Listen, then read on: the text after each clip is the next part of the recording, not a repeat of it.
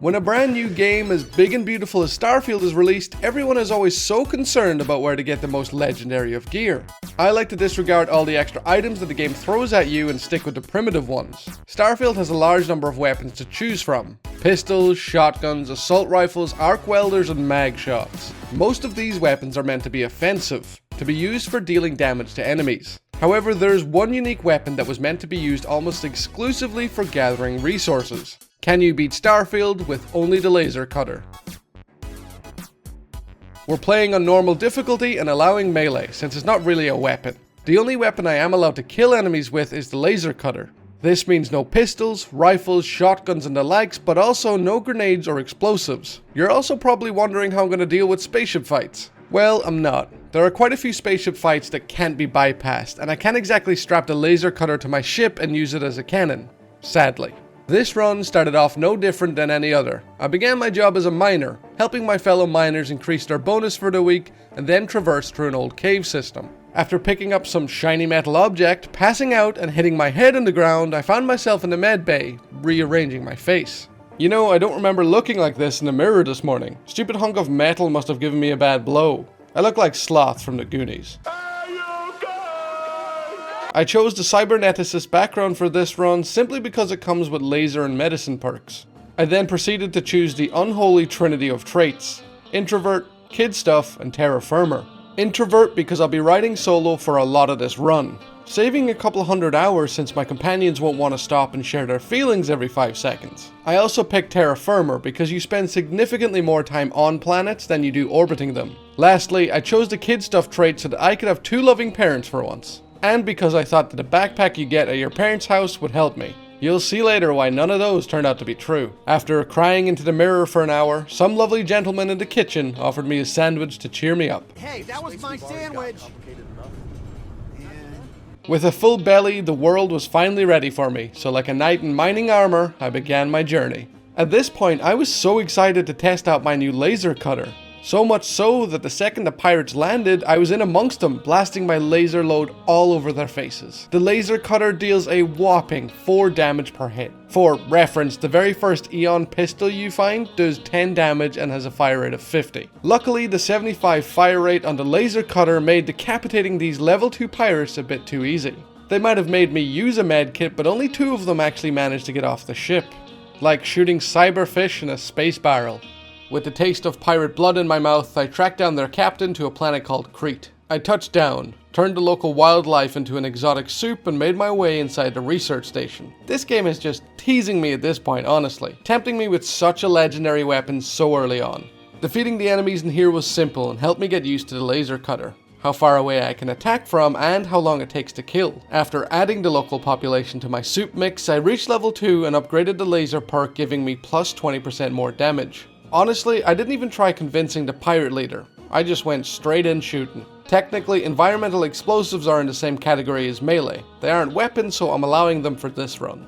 Brogan didn't put up much of a fight now that I can handle my laser cutter. After dismembering the remaining pirates, I stripped them of everything they had and made my way to New Atlantis to join Constellation. After committing mass genocide against the pirate race, as well as delivering some scrap metal, Constellation rewarded me 8,000 credits, plenty of XP, and a boost pack. That's a better exchange rate for scrap metal than you'd get anywhere in Fallout. I reached level 3 and put a point into the boost pack training perk. Enemies are about to be terrified seeing a flying laser beam coming towards them. Before I began my journey to becoming the universe's hero, I decided to go check up my parents, and I'm so glad I did because now I know where I got my nose from. The apple really doesn't fall far from the tree. Especially true on a planet with 0.9 Gs. I picked the kid stuff perk initially because I read that you get a backpack with plus 10 carry capacity. I didn't think far enough ahead to realize that it replaces the boost pack, and quite honestly, I'd rather the boost pack. So that was a fucking waste of a trait. Thanks, Mum. My first constellation mission was to retrieve an artifact from a man named Mora. After a wild goose chase between every planet on our solar system, I landed at the Nova Galactic shipyard, which was overrun by ecliptics and spacers. These guys were no longer my level and more resilient to my cutter. Between the number of enemies and how much health they had, I stimmed more than Harvey Price in the high street. The next room had a big boss battle with a level 12 ecliptic. I'm level 4. It took me a while to turn him into soup, but he did drop some quality loot for me. After destroying all Ecliptic on board and with only a few meds to my name, I found an audio log that told me Mora was orbiting Neptune. I blew his back out and mounted, like the back of his ship. I blew his engine, and I boarded him. While fighting the hijackers on board, I realized how important stocking up on meds would be. I only managed to survive thanks to the rotten food I had stored in my backpack. By the end of the fight, I didn't have a single heal left. After saving Mora's ass and borrowing his artifact, Sarah and I went back to the lodge to add it to our collection. Constellation rewarded me with another 8,000 credits, a Constellation suit, and some more XP. I spent my points on the commerce and weightlifting perks. Best to advance these from the start of the playthrough. I was missing Lynn and Barrett quite a bit by this stage, so I decided to head back to Victera to see them. Also to get a special laser cutter. Lynn informed me that Barrett and Heller were taken captive by pirates and that I had to rescue them. Yeah, let's pick the miner with all weapons to save the universe. Inside the comms tower, I found an audio log with their locations as well as Heller's special laser cutter. It only does an extra 20% damage to robots, but honestly, I'll take any damage boost I can get at this point. Since Heller gave me his cutter, it's only fair that I go rescue his ass. He gave me Barrett's location, inside a ransacked research outpost in Bezel 3. Being as bloodthirsty as I am, I went straight in, all lasers blazing, completely forgetting that I ended my last mission with no heals. Surprisingly, I managed to hold my own. I even took down a level 16 pirate. The game threw another tease at me with a beautiful, legendary shotty. But hey, who needs all these legendary weapons when you've got a mini Death Star in your hands? I was good, but not invincible, so I went back to New Atlantis, sold all my loot for 25,000 credits and stocked up on meds. Now I'm prepared to save Barrett. Master de Grim was a lovely host, so I convinced him to let Barrett and I walk away. Then I blinded him with a laser to the eye and dismembered the rest of his crew. I was rewarded with a legendary helmet that took 15% less damage from humans and had a 4% chance to deflect attacks. Nice.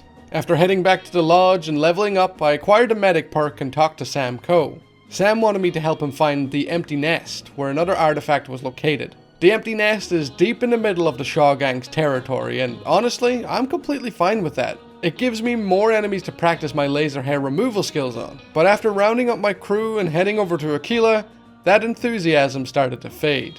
I completely underestimated their numbers. Not just humans, turrets and robots also.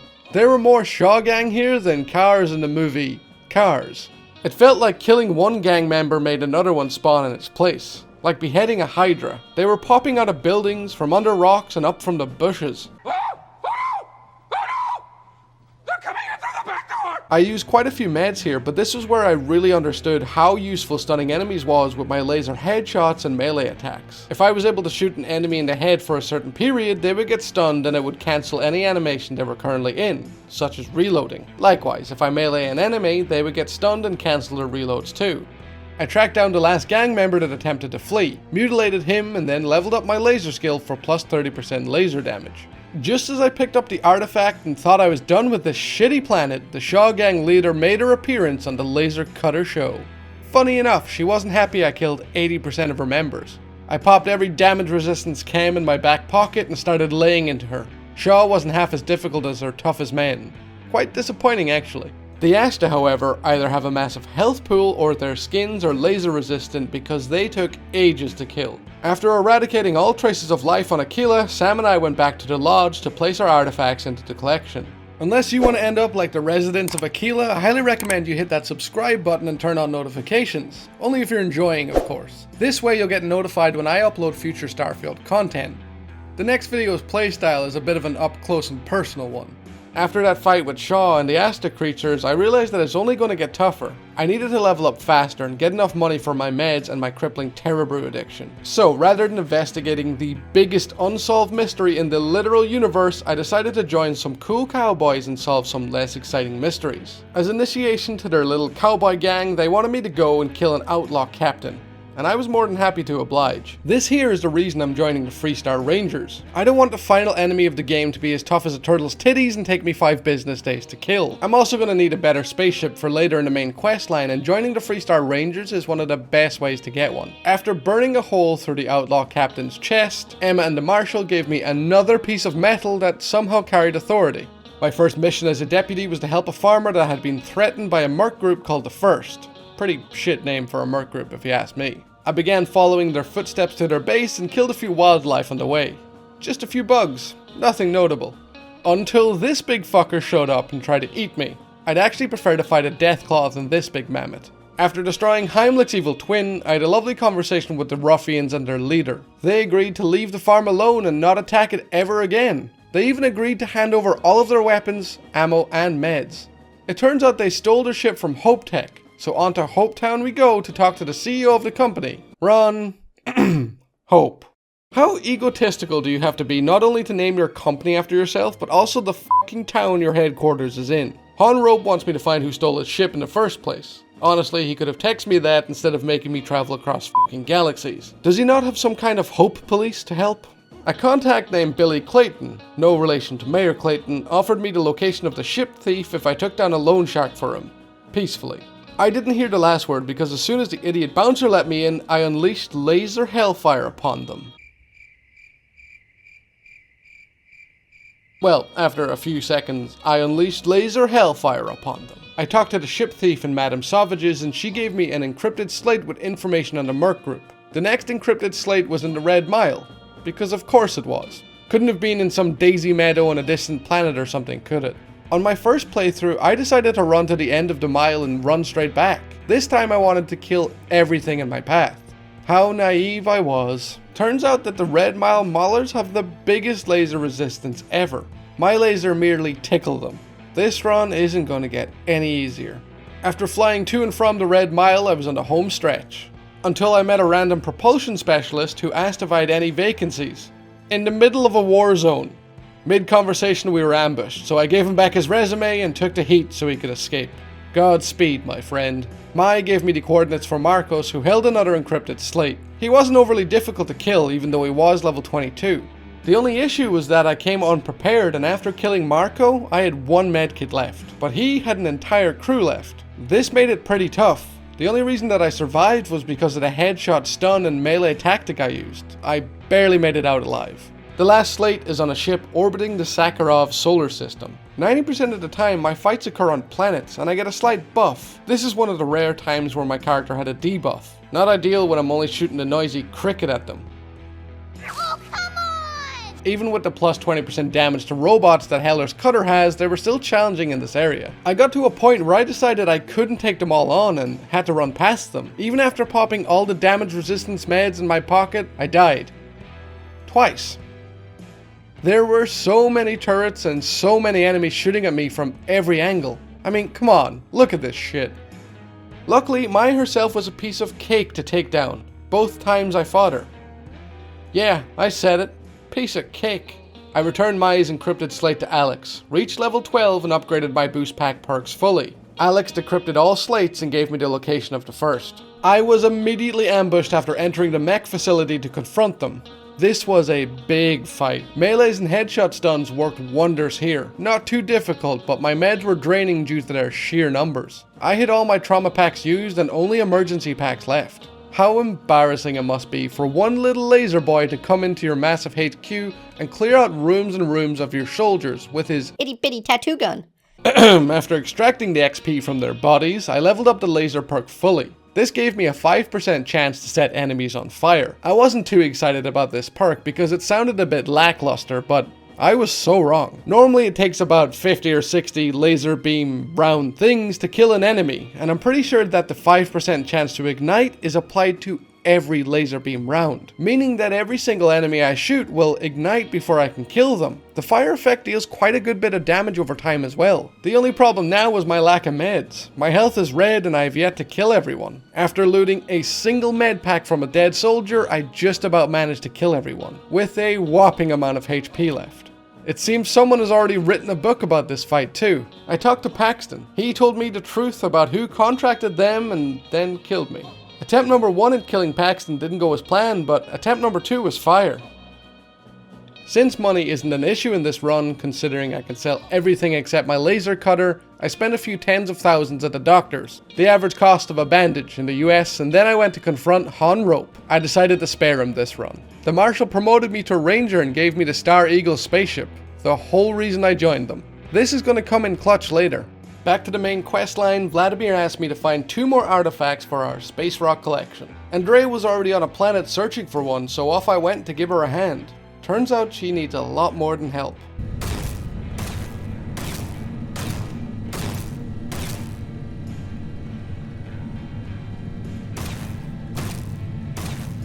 The enemies here didn't pose much of a threat, regular spacers, nothing special. After retrieving the artifact and bringing it back to the lodge, I made my way to Tau Ceti and into the deserted UC listening post. This place was covered in pirates, which gave me plenty of targets to test my new fire laser on.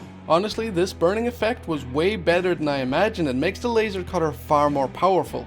This is going to make the whole run that bit easier. I toasted the pirate leader, grabbed the artifact, added it to the collection in the lodge, and then went back to Vlad in the eye. Vlad gave me the location of a gravitational anomaly and told me to check it out. Since this run is focused mainly on lasers, I won't be using the powers that each tower grants you. Sure, it's not a weapon and similar to melee in that regard, but I feel like it would make the run too easy. I did show my friends at the lodge my cool new superpowers, however. I reached level 15, upgraded the weightlifting perk, and then my mother and father showed up to celebrate me turning 15. After my parents embarrassed me in front of my new friends, Stroud and I went to Neon, did some businessy stuff, got our ship impounded, and then snuck into Slayton's building. Teenage rebellion at its finest. Once our corporate espionage had concluded, Stroud and I went to orbit and were confronted by the Starborn. Turns out they want my toys. Maybe word of my powerful laser cutter had gotten out. We grav-jumped to safety and went back to the lodge, added the artifact we got from Slayton and stocked up on meds before beginning to search for more artifacts. We had enough artifacts now to attract the Starborn's attention, and in the next cave I came across my first Starborn enemy. I wouldn't say that I destroyed them, but they certainly didn't stand a chance, especially with the laser cutter's fire ability. The incendiary effect proved itself while getting the next artifact. Every spacer here was cremated. Well, except one. Boss man heard I was killing his spacers and decided to step in. 22 levels higher than me. Nothing that some damage resistance chems can't fix. After setting another Starborn alight, I added both artifacts to my collection and helped Vlad repair some things in the eye. Vlad wanted me to go steal our next artifact, and before he could even give me a mission brief, I was inside their ship guns a-lasering. I've been pretty lucky this run with the number of spacers, ecliptic, and human enemies there were compared to other enemy types. My fire ability and overall laser damage doesn't work too well on robots or wildlife, but it gives me a huge advantage against flesh and bone. I had no trouble melting the crew on board so far. That all changed when the enemies began to get names. And there are so many of them. I was railed pretty good a few times. I managed to down Petrov and tell him to call off his crew, giving me time to steal the artifact and run my ass out of there. I deposited the artifact and leveled up. I acquired a gastronomy perk to see if there were any food items I could make that would resolve my lack of healing issue. There were none. Turns out the Starborn weren't too happy that I incinerated their friends and were coming to kill us. With my remaining meds, a hair removal tool, and a few prayers to the flying spaghetti monster, I set up shop and waited for the hunter. I spent a solid 5 minutes laying my laser cutter into him. I think I might have taken off 2 pubic hairs in that time, as indicated by his health bar. I really did try my best to kill him here, but honestly, after using 10 trauma kits and only taking off 1% of his health, I ran like a little bitch and didn't look back. If he's this tough on the last mission, then I'm screwed. After witnessing the onslaught at the eye, I was granted the artillery. Since my main weapon is my laser cutter, I'm gonna keep the artillery on my person. That way there's more of a chance Starborn will attack me while I'm out of my ship exploring, giving me a chance to train for the final fight. After all the horror that occurred, Mateo said I should visit a priest, and honestly, I didn't argue. Know what you get when you cross a laser cutter in a church? A lot of pew pew pews. Sorry. I'm sorry. Priest must have been related to Alex Mason because he sent me on a wild goose chase looking for numbers, codes, and the definition of unity. After searching some planets for books, solving a computer puzzle, and completing some hieroglyph challenge, I was informed that I must go to the last star of the Scorpius constellation. If I knew Sunday school was this exciting, I'd have gone more often. I met the emissary and hunter and hopped on board, because what could go wrong? It was time to decide the fate of my career. Will my final surgery be on the emissary or on the hunter? Since my main playthrough offline was against the emissary, I decided to bring the hunter into the operating room this time. Plus, I already had practice on him from the lodge fight earlier. Vlad gave me the location of a few more artifacts, one of which included grav jumping 21 light years, exactly why I got the Star Eagle ship early on in the run. I decided to complete the Entangled mission first, my personal favourite. I was level 20 now and the scorpion animal things here didn't cause too much of an issue. The laser incendiary effect really helps with these too, surprisingly. The scorpions were easy when they're in packs of 2 or 3. Having this many to fight at the one time was not easy. They kept stunning me every few seconds, so it took ages to kill them. What was more difficult than the little scorpions were the robots in the next area. Not just a few regular robots either, an entire room filled with armed robots and turrets attached to every wall. These are the one enemy type that don't take much damage from my incendiary laser effect. I fried their circuits, hopped into an alternate reality and took on some big Mirelurk looking bug. This was clearly the daddy of the pack since it put up such a good fight. Before turning off the scientist experiment, I took on a horde of robots, dismantling them for resources, and then took on a horde of bugs straight after. There was no discrimination between biological or mechanical enemies here. Any preparation I did before this mission to stack up on meds was worth it. Pharmaceuticals must f***ing love me. I decided to stay in the reality that I was used to. I flipped all the switches before the robots could end my life and they powered down. The director of the station rewarded me with a legendary spacesuit. This provided a plus 10% chance to ignite nearby enemies. Everyone must burn. I was feeling pretty good about my build at this stage. Acquiring the next artifact was a piece of piss. I slaughtered a few pirates outside an abandoned lab, decimated the weakest Starborn yet, and grabbed the artifact. Simple. One of the final artifacts we need to collect is of course on Earth, at NASA's HQ. The very first artifact. The one that fucked humanity's future. I've leveled up quite a few times recently and had some points to spare, so I fully upgraded the weightlifting perk and unlocked the wellness perk for 10% more health. I should have probably unlocked wellness earlier. It'll be tough to upgrade it so late in the game. Or so I thought. Fighting robots in the next area allowed me to max it out in under 5 minutes. I upgraded it nearly every time I stimmed. After securing the artifact at NASA, I began my escape. 5 Starborn thought they could just show up and stop me. I burned the quantum essence out of each and every one of them. If Starborn are going to be this easy to kill going forward, I think I might be okay with the hunter fight. I met the hunter and emissary outside. I broke the news and told the hunter, to his face, that I was coming to cut him open. Before I go in guns blazing, I needed to stock up on meds. A lot of meds. This was only my second playthrough of the game and unfortunately I had no idea where to get legendary armor, so my lack of damage resistance had to be made up for with meds. I traveled through the cosmos buying every medkit, trauma pack and emergency stim I could find. Money wasn't an issue in this run as I explained earlier. I ended up with 137,000 credits after my massive shopping spree. Now I had more meds than a small town hospital. 15 emergency kits, 22 medkits and 26 trauma. It was time to take down the hunter. The hunter tried to take me out in a space battle. He knew I had the advantage on the ground with a legendary laser cutter. After defeating him and his goons, I took the fight down to the surface on the buried temple. It was finally time to put my laser cutter to the test and see how strong it really was. After fighting Guardian Musa, I realized that he and most of the previous Guardians used laser weapons too. So I acquired the energy resistance perk to fortify myself a bit more before the final fight. Musa was pretty tough, so much so that I was able to level up my energy resistance perk in seconds. The more he hit me with his weapons, the more resistant I became. Like some twisted god. After defeating Musa and his clones, I moved on to the next section to face Guardian Athalia and his raised ecliptics. Most of the raised dead were pretty low level and not much of a challenge. Even Guardian Athalia didn't put up a fight. Anyone for tea? The more Guardians I fought, the more confident I became that I could beat the hunter. The Guardians might have been easy enough to kill, but they still chipped away at my health here and there, so I had to play smart to avoid wasting heals. After killing what felt like 100 Guardians, I made my way into the Lost Temple and was faced with the last Guardian before the hunter, Guardian Finn. You know how earlier when I first fought the hunter I said my laser cutter was just tickling him? Well, that's what it feels like for me now when Finn is shooting at me. Him and his duplicates did absolutely no damage before I destroyed him. Is this what it means to become Starborn? I was finally ready to face the hunter. I can't even begin to describe how easy this fight was compared to what I thought it would be. I went through all the stages faster than on my regular playthrough with normal weapons.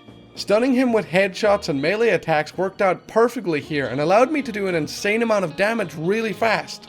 I had him so low by the last stage inside the NASA HQ that my incendiary attack finished him off. All my preparation with perks and heals paid off. I'm almost slightly disappointed that it wasn't tougher. I guess that answers the question. Can you beat Starfield with only the laser cutter? Yes you can, and towards the end of the campaign it became an extremely effective weapon. Overall the playthrough was pretty difficult. There were some hard parts that I did die a few times, either due to the enemy levels or my lack of heals. Since the laser cutter only did a small amount of damage up until the end of the campaign, I couldn't kill enemies fast and had to rely on meds and damage resistance a lot. This run could have been made slightly better if I'd known where to get different legendary armors earlier on. I've solved that for my next video, however. I could have also added quite a bit of damage to my laser cutter by reading the Cyber Runner Cypher skill books. There are 3 in total that would have boosted my laser critical hit damage by 15%. All in all, this was an extremely fun playthrough and I hope you all enjoyed it. If you did, make sure to subscribe to get notified when I upload in the future. I've got another video already in the works and this one is a lot tougher. If you have any ideas for Starfield videos or challenges you'd like to see, drop me a comment down below. Thank you all very much for watching and I'll see you in the next one.